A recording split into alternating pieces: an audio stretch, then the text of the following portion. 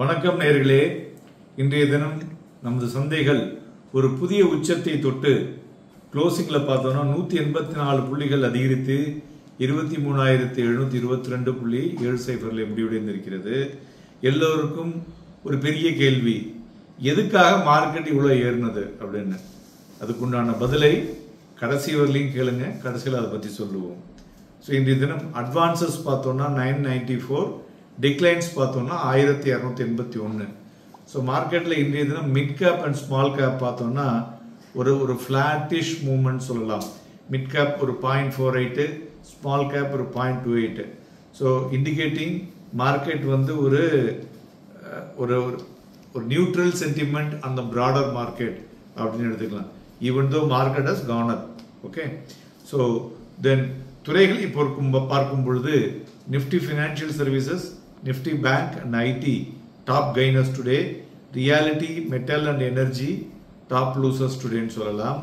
Individual ஸ்டாக்ஸை பொறுத்தவரை பார்த்தோம்னா like Shriram Finance, Axis Bank, ICICI Bank, HDFC Bank, HDFC Life Insurance, Tech Mahindra, L and T, Wipro, State Bank of India, Britannia இவையெல்லாம் ஏறிய பங்குகள்.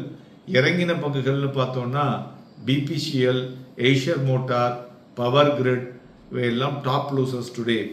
மெயினாக இன்றைய தினம் தங்கம் பார்த்தோம்னா 54 ரூபாய் இறங்கி 71,737லையும், வெள்ளி 199 ரூபாய் இறங்கி 88,800லையும், குரூட் ஆயில் 44 ரூபாய் இறங்கி 6,778லையும் வணிகமாகிக் கொண்டிருக்கிறது. மேலும் இந்த சில்வர் நிஃப்டியை பொறுத்தவரை பார்த்தோம்னா ஒரு இம்பார்ட்டன்ட் இன்புட் இருக்கு. என்னன்னு பார்த்தீங்கன்னாக்க, அதாவது கோல்டு சில்வர் ரேஷியோன்னு ஒன்று இருக்கு. இது வந்து ஒரு பெரிய ஷிஃப்டை ஏற்படக்கூடியதாக இருக்கக்கூடும். இதான் வந்து சிக்னிஃபிகண்டாக மார்க்கெட்டில் வந்து மூமெண்ட்ஸை வந்து வாட்ச் பண்ணணும். அதில் பார்த்தோம்னா கோல்டு சில்வர் ரேஷியோ வந்து ஒரு பாட்டம் அவுட் ஆகக்கூடான வாய்ப்புகள் 75 வரக்கூடிய வாய்ப்புகள் அதிகம் இருக்கு அப்படின்னு சொல்றாங்க.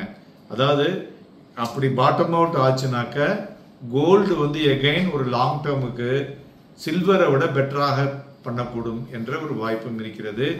ரேஷியோ பார்த்தோம்னா 126.43 இன் மார்ச் 2020, அதாவது டியூரிங் த கோவிட்-19 போதுன்னு சொல்லலாம். இப்போதான் இந்த கிராஷ் ஆச்சுல்ல. அப்போ அதேமாரி ரீசன்ட் மேக்ரோ இண்டிகேட்டர்ஸை வைத்து பார்க்கும் பொழுது பொட்டன்ஷியல் ட்ரெண்ட் ரிவர்சல் இந்த கோல்டு சில்வர் ரேஷியோ வரக்கூடும் என்று. ஸோ இந்த 80க்கு பிரேக் அவுட் ஆகலைன்னா எகைன் அந்த சப்போர்ட் வந்து 7250, தென் டெஸ்டிங் அட் 6850 அப்படிங்கிற வரலையும் வரும். Geopolitical tensions and Fed rate cut support silver's safe haven appeal இப்பொழுதைக்கு. ஸோ அதில் சேஞ்சஸ் வந்தால் தான் கோல்டுக்கு வந்து ஒரு பெட்டர் இன்புட் வரும். இந்த அவுட்லுக் வந்து ஒரு பெரிய அவுட்லுக்கு அதனுடைய கெஸ்ட் ஒண்டி தான் நான் உங்களுக்கு சொல்லியிருக்கேன். மேலும் இந்தியாவுடைய எக்ஸ்டர்னல் டெட் பார்த்தோம்னா 663.8 பில்லியன். மேலும் பிளாக் டீலை பொறுத்தவரை இன்றைய தினம் பார்த்தோம்னா ஆர்கே ஃபோர்ஜிங்ஸ், தனி சர்வீசஸ் அண்ட் எம்ஃபாசிஸ் இந்த மூணுலேயும் பிளாக் டீல் நடந்துள்ளது. அதுபோல் நிஃப்டியில் பார்த்தோம்னா இன்றைய தினம் காலையில் நிஃப்டி லோ 23,562, 12 மணி வரலையும் மார்க்கெட் ஒரு மாதிரி சவசவன் தான் இருந்ததுன்னு சொல்லலாம். அதன் பிறகு ஒரு ஏற்றம் 23,754 வரலையும் ஏறி இருக்கு. கிட்டத்தட்ட 200 புள்ளிகள் இன்றைய தினம் சந்தைகள் ஏறி இருக்கிறது. ஸோ இந்த 23,600க்கு மேலே பார்த்தோம்னா ஒரு ஷார்ட் கவரிங் மாதிரி வந்ததுன்னு சொல்லலாம். மேலும் நிஃப்டினுடைய இந்த ஹையர் ஹையை வைத்து பார்க்கும் பொழுது இது வந்து ஒரு ஸ்மால் ரேஞ்சில் தான் இருந்துட்டு இருக்கு. ஸோ அதனால் இது வந்து it will not support on a very bullish ஒரு அவுட்கம்மை வந்து சப்போர்ட் பண்ணாதுன்னு சொல்லலாம். அதனால் கொஞ்சம் காஷியஸாக வரக்கூடிய நாட்களிலும் இருக்க வேண்டிய அவசியம் தேவைப்படும்.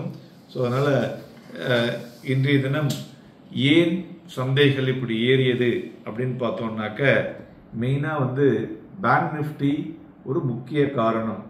பேங்க் நிஃப்டியும் இன்றைய தினம் ஒரு புதிய உச்சம் 52,746.50. ஸோ ஏன் அப்படின்னு பார்த்தீங்கன்னாக்க, ஒரு ப்ளூ சிப் கம்பெனிஸ் இந்த பேங்க்ஸ் மெயினாக வந்து லார்ஜ் பிரைவேட் பேங்க்ஸ்லாம் வந்து இன்னைக்கு ஆக்டிவாக வேல்யூ ஆகிருக்குங்க.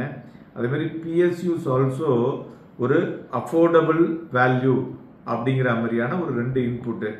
இது என்னத்தினால வந்தது அப்படின்னு தெரியணும் இல்லையா?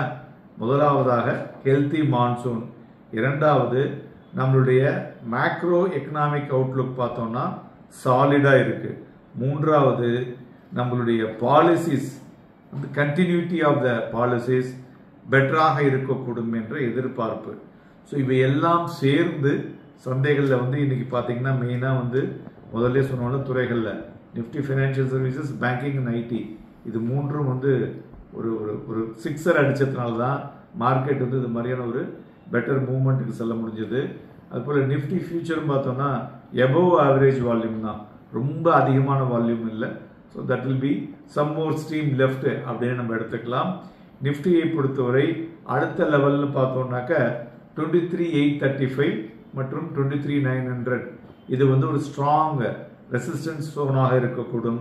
அதுபோல் சப்போர்ட்னு பார்த்தோம்னா 23,600 தென் 23,455 என்ற புள்ளிகள் ஸ்ட்ராங் சப்போர்ட் ஜோனாக இருக்கக்கூடும். மேலும் நண்பர்களே, நாளை தினம் bank Nifty weekly closing and monthly closing, அது மாதிரி நாளை மறுதினம் Nifty weekly closing and monthly closing இருக்குது.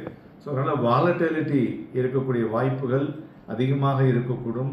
அதுபோல் இன்றைக்கு பார்த்தோம் நம்மளுடைய வாலட்டிலிட்டி இண்டெக்ஸும் ஒரு 1.49% அதிகரித்திருக்கு. அதாவது trading above 14. So increase in market volatility இருக்கத்தான் செய்யும். அதனால் வாங்கி விற்பதற்கும் வெற்றி வாங்குவதற்கும் ஏதுவாக இருக்கக்கூடும். அதாவது ப்ளூ சிப் ஆன் பிரைவேட் பேங்க்ஸில் வந்து நல்ல பையிங் வந்திருக்கு, ப்ளஸ் ஃபினான்ஷியல் சர்வீசஸ்லையும் நல்ல பையிங் வந்திருக்கு. Happy trading and happy investments.